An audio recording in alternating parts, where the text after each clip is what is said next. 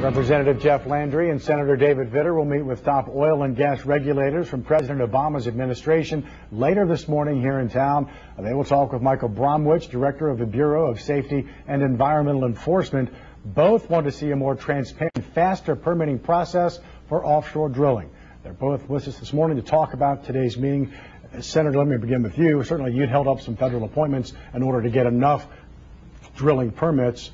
Where are we now? Where do we stand? Well, we're still inching forward, but it's a very slow and painful process. We need to do a whole lot better, and that's exactly what we're talking to Director Bromwich about. We've had 14 major rigs leave the Gulf, and the reason is simple: lack of permitting. Permitting is way down from pre-BP levels. Meanwhile, the line, people waiting in line for permits, is about double what it used to be, and permitting is down about 65% of what it used to be. Those are independent studies, and that's what is shutting down the Gulf compared to pre-BP levels. We need to change that, particularly in this economy. We need to change that.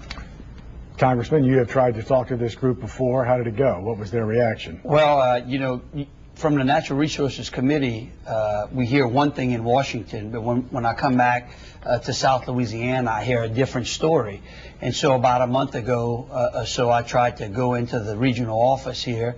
Actually, I just tried to make a telephone call, couldn't get a direct dial number to the regional director. And so I tried to go in, and they wouldn't let me in the office without a scheduled protocoled appointment. And again, I found that disturbing, because they have no problem dropping inspectors on rigs and surprise inspections, which I certainly support. But when their regulator comes in to check things out, they don't like to play by those same rules. So again, there's some sort of disconnect between what's going on the ground here and what we're hearing in Washington, and that's what we're hoping to find out today. Everybody wants the people on the rigs to be safe.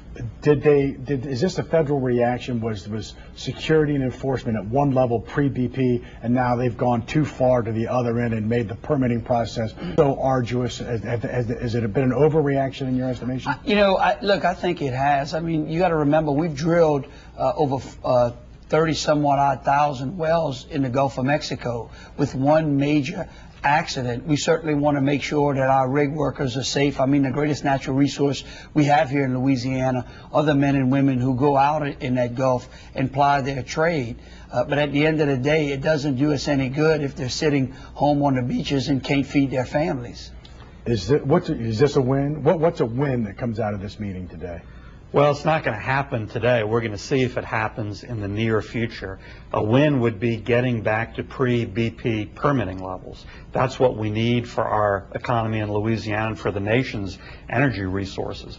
You know, Mike, this is huge, not only for us, but for the country in three different aspects. First of all, energy independence. Obviously, we need to maximize that, particularly with everything going on in the Middle East. Secondly, jobs. These are great American jobs, obviously, here at home. We need that more than ever now. And third, deficit reduction, reducing deficit and debt. The second biggest category of revenue of the federal government is this revenue off domestic energy production, second only to the federal income tax.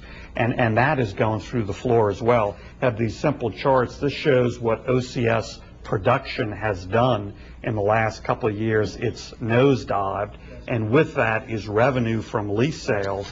Again, a significant source of revenue to the federal government. It's gone from about $10 billion a couple of years ago to zero.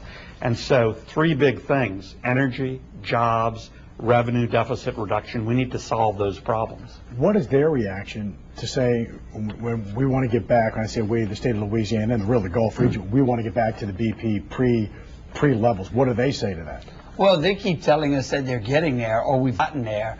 You know, Director Bromwich several weeks ago was in front of our committee, and he was trying to tout a Wall Street Journal article, which I wrote a letter to the Journal on, saying that the Gulf of Mexico was back and blowing and going again. And of course, you come back home and you talk to people here on the ground, and they just don't see that. You know, rigs continue to leave. And so, again, that's disconnect. And we're hoping to make that connection so that we can get this permit process flowing again. You have a procedural vote today on President Obama's jobs bill.